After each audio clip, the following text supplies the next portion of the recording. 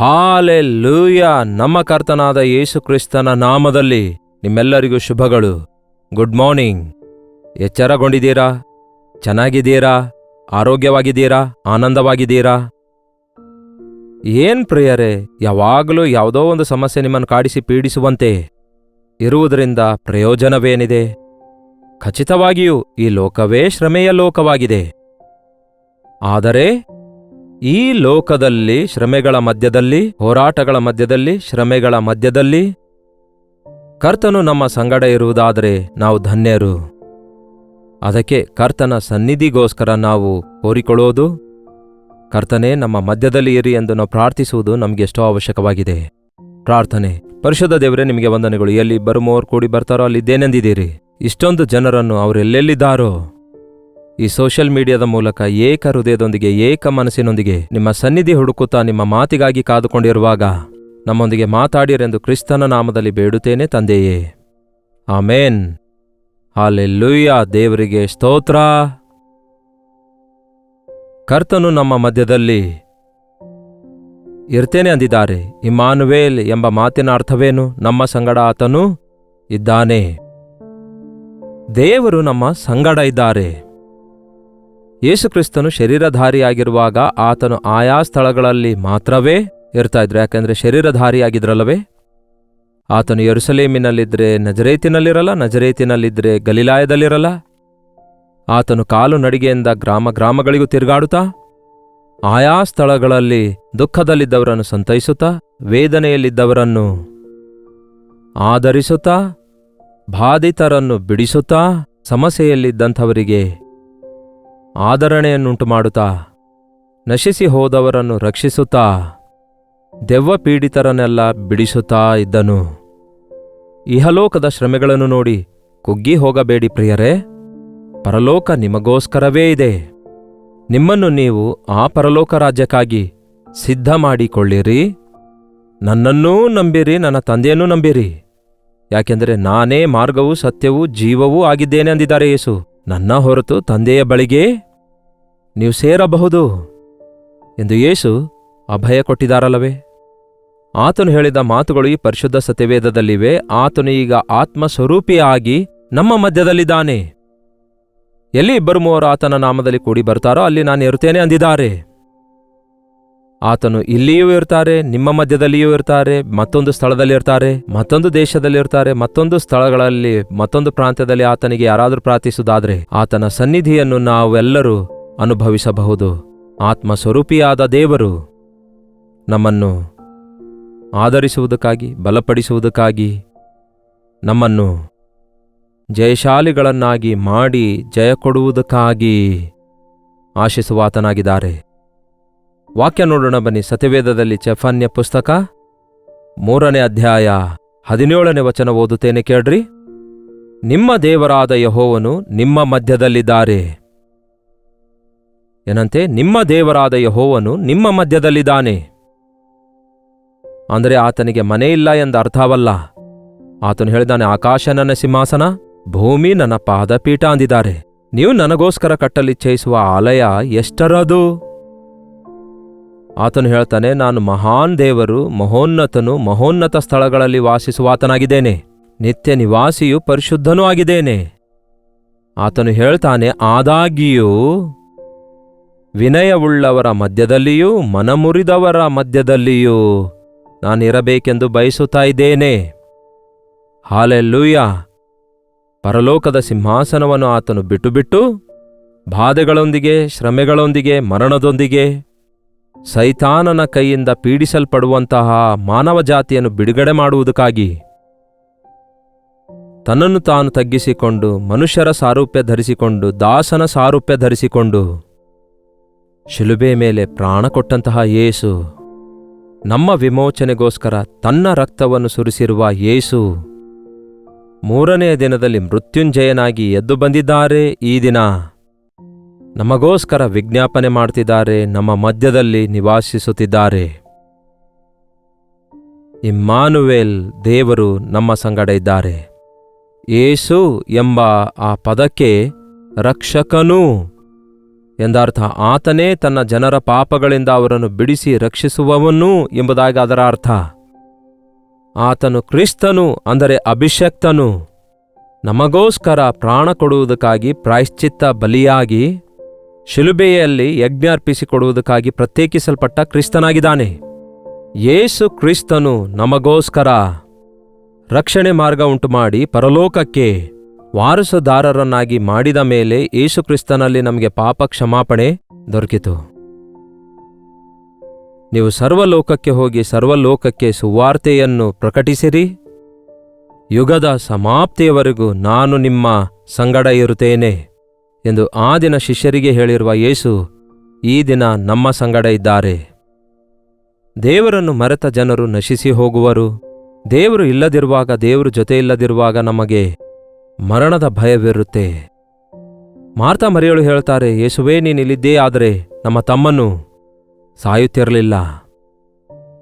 ನೀನು ಜೀವಸ್ವರೂಪನಾಗಿದ್ದಿ, ಮರಣ ಹೊಂದಿದವರನ್ನು ತಿರುಗಿ ಎಬ್ಬಿಸುವಾತನಾಗಿದ್ದೀರಿ ಎಂದು ಅವರು ನಂಬುತ್ತಾರೆ. ಹಾಗೆಯೇ ಯೇಸು ಬಂದಾಗ ಮರಣ ಹೊಂದಿರುವ ತಮ್ಮ ತಮ್ಮನನ್ನು ತಿರುಗಿ ಪಡೆದುಕೊಳ್ಳುತ್ತಾರೆ. ನಮ್ಮ ಜೀವಿತದಲ್ಲಿ ಯೇಸು ನಮ್ಮೊಂದಿಗಿಲ್ಲದಿರುವಾಗ ಬಂದ ಸೋಲುಗಳು, ಯೇಸು ಇಲ್ಲದಿರುವಾಗ ನಮಗುಂಟಾದ ಬಾಧೆಗಳು, ವೇದನೆಗಳು, ಸಮಸ್ಯೆಗಳು, ಇವೆಲ್ಲವುಗಳಿಂದ ನಮ್ಮನ್ನು ಬಿಡಿಸುವುದಕ್ಕಾಗಿ ಯಾವಾಗಲೂ ಆಸೆಯುಳ್ಳಂತಹ ದೇವರಾಗಿದ್ದಾರೆ. ಇಗೋ, ನಾನು ಬಾಗಲ ಬಳಿಯಲ್ಲಿ ನಿಂತು ತಟ್ಟುತ್ತಾ ಇದ್ದೇನೆ. ಯಾರಾದರೂ ಬಾಗಲನ್ನು ತೆರೆಯುವುದಾದರೆ ನಾನು ಒಳಗೆ ಬರುತ್ತೇನೆ ಅನ್ನುತ್ತಾರೆ ಯೇಸು. ನಿಮ್ಮ ಜೀವಿತದೊಳಗೆ ಯೇಸು ಸುಮ್ಮನೆ ಬರಲ್ಲ ಪ್ರಿಯರೇ. ನನ್ನ ತಂಟೆಗೆ ಬರಬೇಡಿರಿ ಅನ್ನುತ್ತೇವಲ್ಲವೇ? ಹೌದು, ನಮ್ಮ ತಂಟೆಗೆ ಆತನು ಬರಲ್ಲ. ಆತನು ನಮಗೆ ಎಷ್ಟೇ ಪ್ರೀತಿ ಮಾಡಿದರೂ, ನಮಗೋಸ್ಕರ ಎಷ್ಟೇ ದೊಡ್ಡ ತ್ಯಾಗ ಮಾಡಿದರೂ, ನಮ್ಮನ್ನು ಬಿಡಿಸಬಲ್ಲಂತಹ, ರಕ್ಷಿಸಬಲ್ಲಂತಹ ಎಷ್ಟೇ ದೊಡ್ಡ ಶಕ್ತಿ ಆತನಿಗಿದ್ದರೂ, ನೀವು ಬೇಡಿಕೊಳ್ಳುವಾಗಲೇ, ಕೋರಿಕೊಳ್ಳುವಾಗಲೇ ಆತನು ನಿಮ್ಮನ್ನು ದರ್ಶಿಸುತ್ತಾನೆ. ಆತನು ನಿಮಗೆ ಸ್ವೇಚ್ಛೆ ಕೊಡುತ್ತಾನೆ. ತನ್ನ ಆಕಾರದಲ್ಲಿ, ತನ್ನ ಸ್ವಂತ ಸ್ವರೂಪದಲ್ಲಿ ಉಂಟು ಮಾಡಿಕೊಂಡಿದ್ದಾನೆ. ನೀವು ದೇವರ ಪ್ರೀತಿಯನ್ನು ಗುರುತಿಸಬೇಕು. ಅದಕ್ಕೆ ಆ ಪ್ರೀತಿಯ ಕುರಿತಾಗಿ ನಾವು ಪ್ರಕಟಿಸ್ತಿದ್ದೇವೆ. ಇದು ಬೆಳಕು, ಇದು ಕತ್ತಲು, ಇದು ಆಶೀರ್ವಾದ, ಇದು ಶಾಪ, ಇದು ಇಕ್ಕಟ್ಟಾದ ಮಾರ್ಗ, ಇದು ವಿಶಾಲವಾದ ಮಾರ್ಗ. ಅಗೋ ಸೈತಾನನು, ಇಗೋ ಯೇಸು, ಯಾರು ಬೇಕು ಆರಿಸಿಕೊಳ್ಳಿರಿ. ಮೋಶೆ ಬೆಳೆದು ದೊಡ್ಡವನಾದ ಮೇಲೆ ಸ್ವಲ್ಪ ಕಾಲ ಪಾಪ ಭೋಗಕ್ಕಿಂತ ಕ್ರಿಸ್ತನ ನಿಮಿತ್ತ ಉಂಟಾಗುವ ನಿಂದೇ ದೊಡ್ಡ ಭಾಗ್ಯವೆಂದೆಣಿಸಿದ. ಫರೋಹನ ಕುಮಾರ್ತೆಯ ಕುಮಾರನಾಗಿ ರಾಜಭೋಗ ಅನುಭವಿಸುವುದಕ್ಕಿಂತ ದೇವಜನರೊಂದಿಗೆ ಶ್ರಮೆ ಅನುಭವಿಸುವುದೇ ಶ್ರೇಷ್ಠವೆಂದೆಣಿಸಿ ಅದನ್ನೇ ಆರಿಸಿಕೊಂಡಿದ್ದಕ್ಕಾಗಿ ದೇವರಿಂದ ಉಪಯೋಗವಾದ.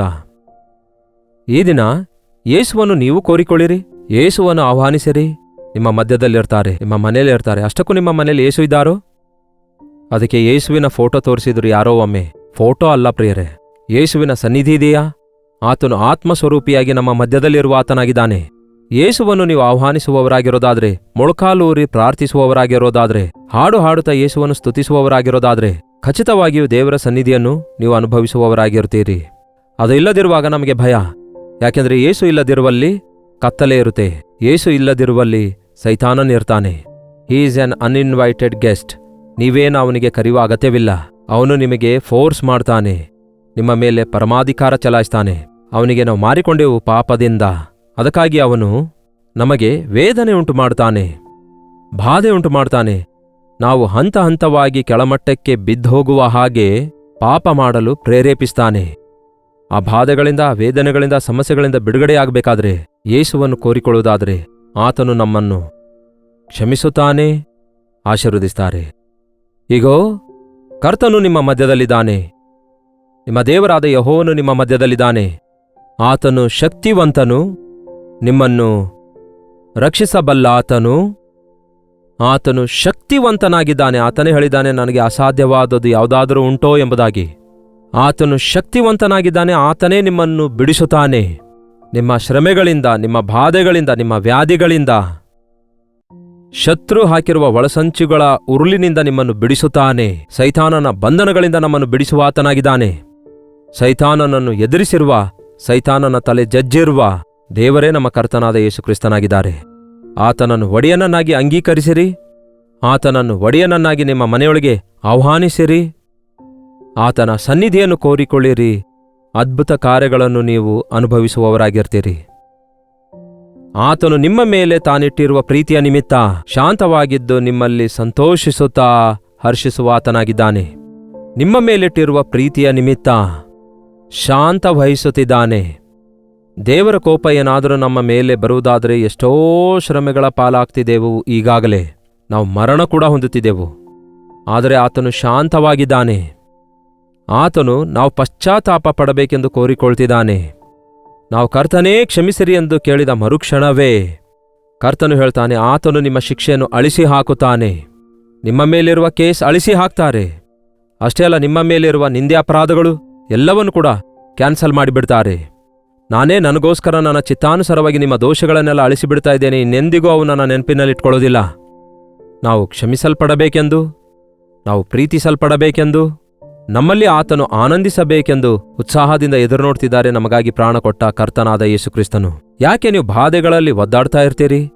ಯಾಕೆ ನಿಮ್ಮ ಸಮಸ್ಯೆ ನೀವೇ ತೀರಿಸಿಕೊಳ್ಳಬೇಕೆಂದು ತವಕ ಪಡುತ್ತಾ ಮತ್ತಷ್ಟು ಸಂಕಟಗಳಿಗೆ ಗುರಿಯಾಗ್ತೀರಿ? ನಿಮ್ಮ ಭಾರವನ್ನೆಲ್ಲ ಯೆಹೋವನ ಮೇಲೆ ಹಾಕಿರಿ. ಆತನೇ ನಿಮ್ಮನ್ನು ಬಿಡಿಸುತ್ತಾನೆ.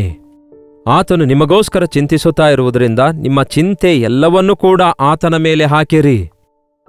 ಪ್ರಾರ್ಥನೆಗಳಿಂದ ವಿಜ್ಞಾಪನೆಗಳಿಂದ, ಅಂದರೆ ಪ್ರಾರ್ಥನೆ ವಿಜ್ಞಾಪನೆಗಳಿಂದ ನಿಮ್ಮ ಬಾಧೆಗಳನ್ನು ಆತನಿಗೆ ಹಂಚಿಕೊಳ್ಳಿರಿ. ಅದಕ್ಕೆ ಪ್ರಾರ್ಥಿಸಬೇಕು. ನಮ್ಮ ಹೃದಯಗಳನ್ನು ಖಾಲಿ ಮಾಡಿಕೊಂಡು ದೇವರ ಪ್ರೀತಿಯಿಂದಲೂ ದೇವರ ಆನಂದದಿಂದಲೂ ನಾವು ತುಂಬಲ್ಪಡಬೇಕಾದರೆ ಮೊದಲು ನಮ್ಮ ಪಾಪ ಭಾರದಿಂದ ಬಿಡಿಸಬೇಕೆಂದು ದೇವರು ಬಯಸುತ್ತಿದ್ದಾರೆ. ಆತನು ನಮ್ಮ ಮಧ್ಯ ಇದ್ದಾನೆ. ಈಗ ನೀವು ವಾಕ್ಯ ಕೇಳ್ತಾ ಇರುವಾಗ ನೀವು ಎಲ್ಲಿಂದ ವೀಕ್ಷಿಸ್ತಾ ಇದ್ರೂ ಕೂಡ ಆತನು ನಮ್ಮ ಮಧ್ಯದಲ್ಲಿದ್ದಾನೆ. ಆತನು ನಿಮ್ಮನ್ನು ಪ್ರೀತಿಸುತ್ತಾ ಇದ್ದಾನೆ. ಆತನು ನಿಮ್ಮನ್ನು ಕ್ಷಮಿಸುತ್ತಾನೆ. ಆತನು ನಿಮ್ಮನ್ನು ಆದರಿಸುವುದಕ್ಕಾಗಿ, ಬಲಪಡಿಸುವುದಕ್ಕಾಗಿ ಶಕ್ತಿಯುಳ್ಳಾತನಾಗಿದ್ದಾನೆ. ನಮ್ಮ ಸಂಕಟಗಳಿಂದ ಬಿಡಿಸುವಾತನು, ನಮ್ಮ ವ್ಯಾಧಿಗಳನ್ನು ಸ್ವಸ್ಥಪಡಿಸುವಾತನು, ನಮ್ಮ ಚಿಕ್ಕಿನಿಂದ ನಮ್ಮನ್ನು ಬಿಡಿಸುವಾತನೇ ನಮ್ಮ ಕರ್ತನಾದ ಯೇಸುಕ್ರಿಸ್ತನಾಗಿದ್ದಾರೆ. ಇಂತಹ ದೊಡ್ಡ ದೇವರು ನಮಗಿರುವಾಗ ನಾವಿನ್ನೂ ವೇದನೆಯಲ್ಲಿ, ದುಃಖದಲ್ಲಿ, ಸಮಸ್ಯೆಯಲ್ಲಿ, ಚಿಂತೆಯಲ್ಲಿ ಇರುವ ಅವಶ್ಯಕತೆ ಇಲ್ಲ. ನನಗೆ ಮೊರೆ ಇಡಿಯಿರಿ, ನಾನು ನಿನಗೆ ಉತ್ತರ ಕೊಡುತ್ತೇನೆಂದಿದ್ದಾರೆ ದೇವರು. ಹೇಳಿ ಈ ದಿನ, ದೇವರೇ, ನಾನು ಈ ಸಾಲದೊಳಗೆ ಮುಳುಗಿದ್ದೇನೆ, ನಾನು ಈ ಶ್ರಮೆಯಲ್ಲಿದ್ದೇನೆ, ಆರ್ಥಿಕ ತೊಂದರೆಯಲ್ಲಿದ್ದೇನೆ, ಅನಾರೋಗ್ಯ ಪರಿಸ್ಥಿತಿಯಲ್ಲಿದ್ದೇನೆ, ಸೈತಾನನಿಗೆ ಬಂಧಿತನಾಗಿ ದುರಭ್ಯಾಸಗಳಿಗೆ ಬಂಧಿತನಾಗಿ ಹೊರಬರಲಾರದ ಪರಿಸ್ಥಿತಿಯಲ್ಲಿದ್ದೇನೆ. ನನ್ನನ್ನು ರಕ್ಷಿಸುವಿರಾ? ನನ್ನನ್ನು ಬಿಡಿಸುವಿರಾ? ನನಗೆ ಸಹಾಯ ಮಾಡುವಿರಾ ಎಂದು ಒಂದು ಸಾರಿ ಕೂಗಿ ನೋಡಿ.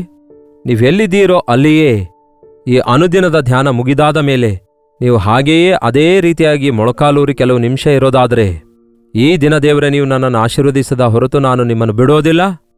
ಈ ದಿನವೇ ನನ್ನ ಹೃದಯದೊಳಗೆ ಬನ್ನಿರಿ ದೇವರೇ, ಈಗ ನಿಮಗಾಗಿ ನನ್ನ ಹೃದಯ ತೆರೆಯುತ್ತಾ ಇದ್ದೇನೆ ಎಂದು ಹೀಗೆ ನಿಮ್ಮನ್ನು ನೀವು ಕರ್ತನಿಗೆ ಒಪ್ಪಿಸಿಕೊಡೋದಾದರೆ ಅದ್ಭುತವಾದ ಸ್ಪಂದನೆ ಕಾಣುವಿರಿ. ಆಶ್ಚರ್ಯಕರವಾದ ಮಾರ್ಪಡುವಿಕೆ ಕಾಣುವಿರಿ. ಈಗೋ ನಾನು ಒಂದು ನೂತನ ಕಾರ್ಯವನ್ನು ಮಾಡುತ್ತಿದ್ದೇನೆ, ಈಗಲೇ ಅದು ತಲೆದೂರುತ್ತಿದೆ ಎಂದು ಹೇಳಿರುವ ಕರ್ತನ ಮಾತು ಅಕ್ಷರಶಃ ನಿಮ್ಮಲ್ಲಿ ನೆರವೇರುತ್ತೆ. ಇದೇ ಅನುಕೂಲವಾದ ಸಮಯವಾಗಿದೆ.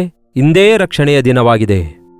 ಯಾವುದೇ ಸಮಯದಲ್ಲಾಗಲಿ ಯೇಸುವನ್ನು ಕರೆಯುವುದಾದರೆ ಐ ಆಮ್ ಟೂ ಬ್ಯುಸಿ ಅನ್ನುವ ಆತನು ಮಾತ್ರ ಅಲ್ಲ, ನಾನು ಈಗ ಉತ್ತರ ಕೊಡಲಾರೆನು ಎಂದು ಹೇಳುವ ಆತನು ಮಾತ್ರ ಅಲ್ಲವೇ ಅಲ್ಲ. ಖಚಿತವಾಗಿ ನಿಮ್ಮ ಮೊರೆಯನ್ನು ಲಾಲಿಸಿ, ನಿಮ್ಮ ಹೃದಯದ ವೇದನೆಯನ್ನು ನೋಡಿ ನಿಮ್ಮನ್ನು ದಯತೋರಿಸಿ ನಿಮ್ಮನ್ನು ಆದರಿಸುವಾತನೇ ನಿಮಗಾಗಿ ಪ್ರಾಣ ಕೊಟ್ಟಂತಹ ಕರ್ತನಾಗಿದ್ದಾರೆ.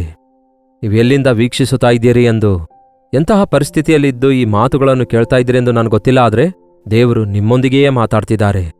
ನೀವೆಲ್ಲಿದ್ದರೂ ಅಲ್ಲಿಗೆ ನಾನು ಬರ್ತೇನೆ, ನಾನಲ್ಲಿ ನಿಮ್ಮೊಂದಿಗೆ ಇರ್ತೇನೆ. ಆತನೇನು ವೀಸಾ ತೆಗೆದುಕೊಂಡು ಫ್ಲೈಟ್ ಬುಕ್ ಮಾಡಿ ಬರುವ ಅಗತ್ಯವಿಲ್ಲ.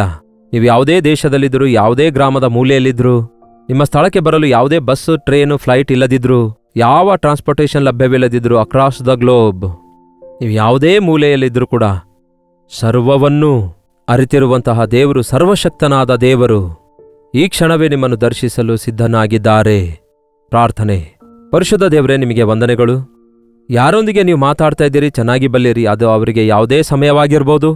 ಆದರೆ ಆತ್ಮಸ್ವರೂಪಿಯಾದ ನೀವು, ಸರ್ವಜ್ಞಾನಿಯಾಗಿರುವ ನೀವು, ಸಮಸ್ತವನ್ನು ಮಾಡಬಲ್ಲ ಶಕ್ತಿಯುಳ್ಳ ದೇವರಾದ ನೀವು ನಮ್ಮ ಮಧ್ಯದಲ್ಲಿದ್ದೀರಿ ಎಂದು, ನೀವು ಶಕ್ತಿಯುಳ್ಳಾತನೆಂದು, ನಮ್ಮನ್ನು ಬಿಡಿಸಬಲ್ಲಾತನೆಂದು ನಾವು ನಂಬುತ್ತಾ ಇದ್ದೇವೆ ದೇವರೇ. ಈ ಪ್ರಾರ್ಥನೆಯಲ್ಲಿ ಐಕ್ಯವಾಗಿರುವಂತಹ ಪ್ರತಿಯೊಬ್ಬರನ್ನು ನಜರೇತಿನ ಯೇಸು ಕ್ರಿಸ್ತನ ನಾಮದಲ್ಲಿ ಬಿಡುಗಡೆ ಮಾಡುತ್ತೇವೆ ದೇವರೇ.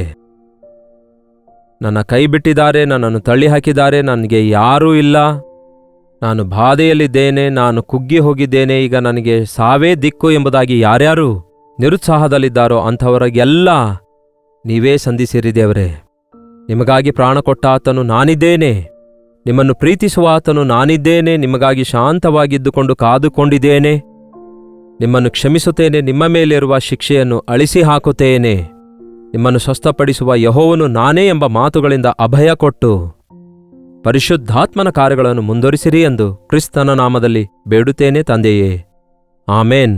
ತಂದೆಯಾದ ದೇವರ ಪ್ರೀತಿಯೂ ಮಗನಾಗಿರುವ ಕ್ರಿಸ್ತನ ಕೃಪೆಯೂ ಆದರಣೆಕರ್ತನಾದ ಪವಿತ್ರಾತ್ಮನ ಸಹವಾಸವು ಕೂಡಿ ಬಂದಿರುವ ನಮ್ಮೆಲ್ಲರ ಸಂಗಡ ಇಂದಿಗೂ ಸದಾಕಾಲಕ್ಕೂ ನೆಲೆಯಾಗಿರಲಿ.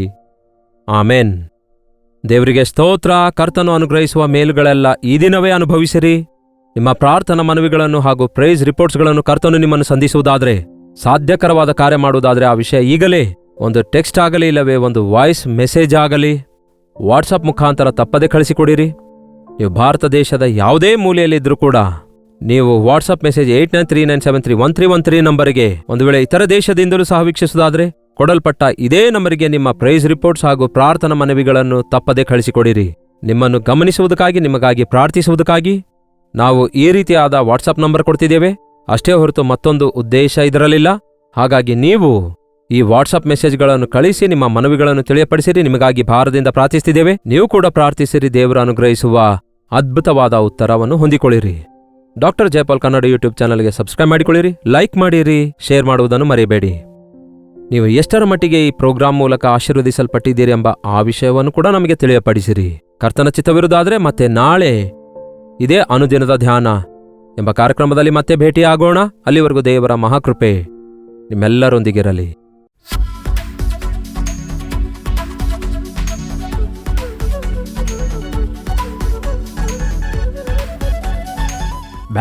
ಬೆಂಗಳೂರಿನ ಸುತ್ತಮುತ್ತಲಿರುವವರೆಲ್ಲರಿಗೆ ಶುಭವಾರ್ತೆ. ಕರ್ತನ ಚಿತ್ತವಿರುವುದಾದರೆ ಡಿಸೆಂಬರ್ 4ನೇ ತಾರೀಕಿನಂದು ಮತ್ತೊಮ್ಮೆ ಬೆಂಗಳೂರಿಗೆ ಬರ್ತಿದ್ದೇವೆ. ಮಧ್ಯಾಹ್ನ 2ರಿಂದ ಸಂಜೆ 5ರವರೆಗೂ, ಸಂಜೆ 5ರಿಂದ ರಾತ್ರಿ 10ರವರೆಗೂ 2 ಸೆಷನ್ಗಳಾಗಿ ಒನ್ ಡೇ ಗೆಟ್ ಟುಗೆದರ್ ಅನ್ನು ಬೆಂಗಳೂರಿನಲ್ಲಿ ಏರ್ಪಡಿಸುತ್ತಾ ಇದ್ದೇವೆ. ಬರಬೇಕಾದ ನೀವೆಲ್ಲರೂ ಬಂದು, ಸಾಧ್ಯವಾದರೆ 2 ಸೆಷನ್ಸ್ಗಳಿಗೂ ಬಂದು ದೇವರ ಆಶೀರ್ವಾದಗಳನ್ನು ಹೊಂದಿಕೊಳ್ಳಿರಿ. ವರ್ಷದ ಅಂತ್ಯಕ್ಕೆ ಬಂದಿದ್ದೇವೆ. ಬೇಕಾದರೆ ಬೆಂಗಳೂರಿನ ಸುತ್ತಮುತ್ತಲಿನ ಊರಿನಿಂದಲೂ ಬಂದು ಮಧ್ಯಾಹ್ನದ ಸೆಷನ್ 1 ಅಟೆಂಡ್ ಆಗಿ, ಸಾಧ್ಯವಾದರೆ ಈವ್ನಿಂಗ್ ನೀವು ಹೊರಟು ಹೋಗಬಹುದು. ನೆನ್ಪಿಟ್ಕೊಳ್ಳಿರಿ, ಡಿಸೆಂಬರ್ 4ನೇ ತಾರೀಕಿನಂದು ಮಧ್ಯಾಹ್ನ 2 ಗಂಟೆಯಿಂದ ಸಂಜೆ 5 ಗಂಟೆವರೆಗೂ, ಸಂಜೆ 6 ಗಂಟೆಯಿಂದ ರಾತ್ರಿ 10 ಗಂಟೆವರೆಗೂ 2 ಸೆಷನ್ಸ್ಗಳನ್ನು ಹಡ್ಸನ್ ಕಮ್ಯುನಿಟಿ ಸೆಂಟರ್ ಎಂಬ ಸ್ಥಳದಲ್ಲಿ ಬೆಂಗಳೂರಿನಲ್ಲಿ ಈ ಒನ್ ಡೇ ಗೆಟ್ ಟುಗೆದರ್ ಅನ್ನು ಏರ್ಪಡಿಸಲಾಗಿದೆ. ಹೆಚ್ಚಿನ ವಿವರ ಬೇಕಾದಂಥವರು 8939393939 ನಂಬರಿಗೆ ಕರೆ ಮಾಡಬಹುದು. ಇಲ್ಲವೇ QR ಕೋಡ್ ಕೊಡಲಾಗಿದೆ, ಬೇಕಾದರೆ ಸ್ಕ್ಯಾನ್ ಮಾಡಿಕೊಳ್ಳಿ. ಇಲ್ಲವೇ ಕೊಡಲ್ಪಟ್ಟ ನಂಬರಿಗೆ ವಾಟ್ಸಪ್ ಕಳಿಸಿಕೊಡಿರಿ, ನಿಮಗೆ ಅಡ್ರೆಸ್ ಕಳಿಸಲಾಗುತ್ತೆ. ಮುಖಾಮುಖಿಯಾಗಿ ನಿಮ್ಮನ್ನು ನೋಡಬೇಕೆಂದು, ವೈಯಕ್ತಿಕವಾಗಿ ನಿಮ್ಮೆಲ್ಲರೊಂದಿಗೆ ಪ್ರಾರ್ಥಿಸಬೇಕೆಂದು ನಾವು ಬೆಂಗಳೂರಿಗೆ ಬರ್ತಿದ್ದೇವೆ. ಕಲ್ವರಿ ದರ್ಶನ ಟಿವಿ ಕಾರ್ಯಕ್ರಮದ ಮೂಲಕ, ಸೋಷಿಯಲ್ ಮೀಡಿಯಾದ ಮೂಲಕ ದೇವರ ವಾಕ್ಯ ಕೇಳ್ತಿರುವ ನಿಮ್ಮೆಲ್ಲರಿಗೆ ದೇವರು ದಿವ್ಯ ದಾನಗಳನ್ನು ಕೊಟ್ಟು ನಿಮ್ಮನ್ನು ಆಶೀರ್ವದಿಸಬೇಕೆಂದು ಮನಸಾರೆ ಪ್ರಾರ್ಥಿಸ್ತಿದ್ದೇವೆ. ಈ ಮೀಟಿಂಗ್ ಮೂಲಕ ನಿಮ್ಮನ್ನು ಮತ್ತಷ್ಟು ಬಲಪಡಿಸಬೇಕೆಂದು, ನಿಮ್ಮನ್ನು ಮುಖಾಮುಖಿಯಾಗಿ ನೋಡಿ ನಿಮಗಾಗಿ ಪ್ರಾರ್ಥಿಸಬೇಕೆಂದು ಈ ಗೆಟ್ ಟುಗೆದರ್ ಏರ್ಪಡಿಸಲಾಗಿದೆ. ಬನ್ನಿರಿ, ಆಶೀರ್ವದಿಸಲ್ಪಡಿರಿ. ವಂದನೆಗಳು.